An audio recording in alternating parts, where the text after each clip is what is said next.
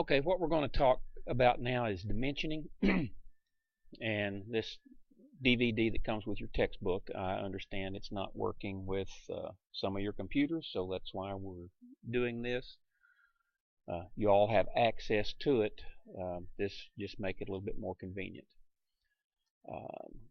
What we're going to learn is how to dimension an orthographic projection using proper dimensioning techniques. And so what is a detailed drawing? Okay, now if we talk about an orthographic projection, it's a shape description of an object, and by that I mean it talks about the front, the top, the right, the left, the bottom, the back, different views. It shows the actual shape. Well, a detailed drawing, okay, differs from an orthographic projection in that a detailed drawing is an orthographic projection that is complete with all the dimensions and specifications, not to just describe the part, but to actually manufacture the object. Okay, so the obvious question is, should we dimension an object using the dimensions that we use to draw the object? Well, you may have a tendency to say, well, yes, but the correct answer for that is no. Okay, I'm going to click yes. These are not necessarily the same dimensions required to manufacture the part. There may be some tolerances, some different specifications. For instance, when you draw a particular object, it may be just fine and dandy to draw it to the nearest tenth of an inch. But if you're going to manufacture that part, you may need to manufacture it to the nearest 100th or the nearest 1,000th of an inch, things of that sort. That's kind of what he's getting at there. So the correct answer for this is no. The next one, what is our goal when we dimension a part? Well, basically, dimensions should be given, and the key phrase here is in a clear and a concise manner, and the dimensions should include everything, not everything literally, but everything needed to manufacture the part and everything that's needed to inspect the part exactly as intended by the designer, but no more. We need to be careful here about duplicate dimensions and cluttering the drawing up with a bunch of unnecessary information.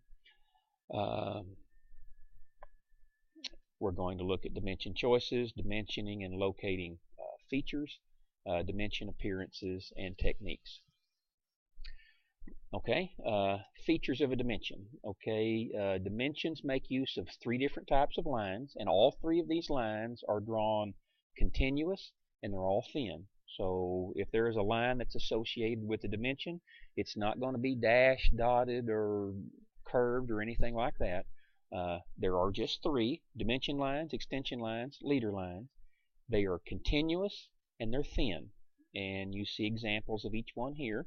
Now this little gap right here is not to be confused with the dash or anything in these extension lines.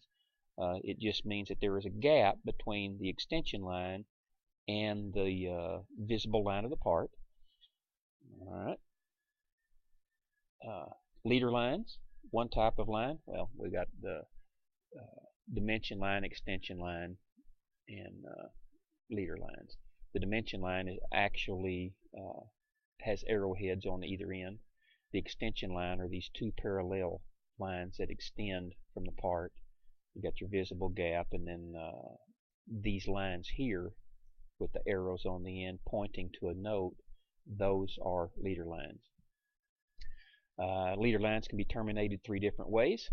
Should be used to construct such that there are no crossing leaders. You don't want them to cross one another. They don't need to be excessively long, just short right there, so that the note that they're referring to is right there beside the part. They should not be parallel, okay, to any extension lines or to any dimension lines. So if you have a leader line that is parallel to an extension line, see, that could be confusing. And you do not want a leader line that is parallel to a dimension line here. That could also be confusing. They should make a small angle with the surface to which it refers, and we'll get I think it's like between 30 and 60 degrees, something like that. We'll get to that specifically in just a moment, but what it's referring to here is there should be an angle right here. See, it's referring to this specific surface, and so it goes off at an angle. This one is referring to this surface. It starts off at an angle. It's not straight, okay, and it's not parallel with any of the sides of the part. That's what it's talking about, making a small angle with the surface to which it refers. Arrowheads are used, okay, between extension lines if possible, not on the outside.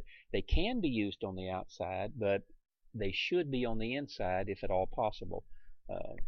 What's going to determine that possibility is limitation of space, okay, as these are the examples here. These are all three correct, okay, but this one here is to be chosen or preferred, okay. Types of dimension. Well, there are basically three.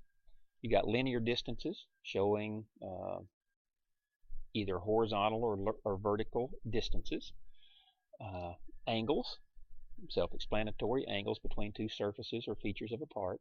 And notes, okay, used to dimension diameters and so on and so forth. Or to clarify, just like these would be notes here, all right? And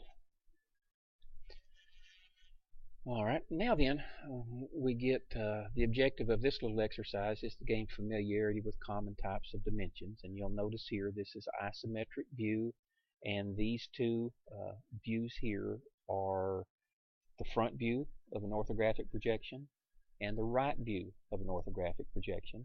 And the reason there is not a top view is because in this particular instance, the top view would not give any additional information that is not already gained from the front and the right side view.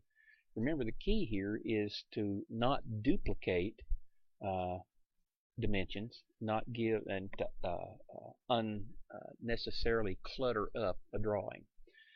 So we need to be familiar with the terms horizontal, vertical.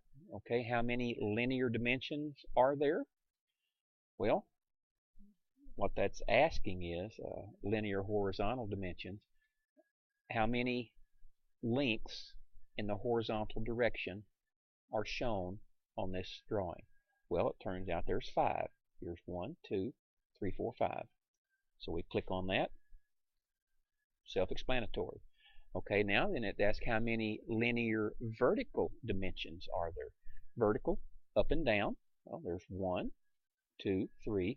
Not to confuse the angular dimension here or the diameter symbol here.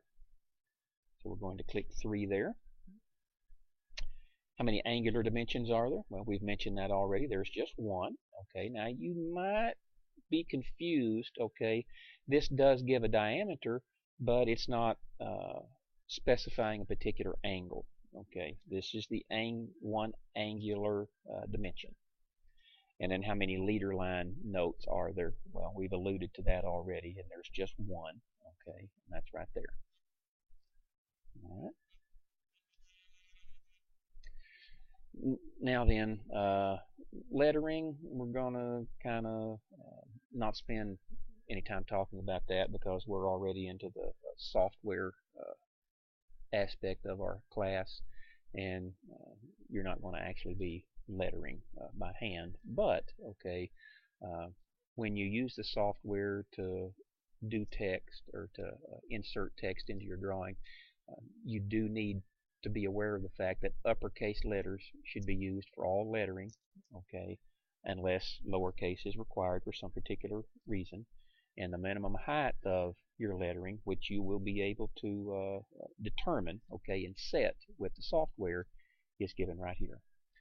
Okay, and very quickly, I don't want these little tutorials to be over 10 minutes long. I'll end this one simply by dimension symbols. You need to pretty much commit to memory these particular symbols and their meanings. Okay, and we will conclude with spacing and readability. Spacing between dimension lines should be uniform throughout the drawing. do not dimension inside an object, and we'll see what that means here in just a moment with some examples. Dimension text should be horizontal, which means you should be able to read it from the bottom of the drawing. And dimension text should not cross dimensions, extension lines, etc., etc.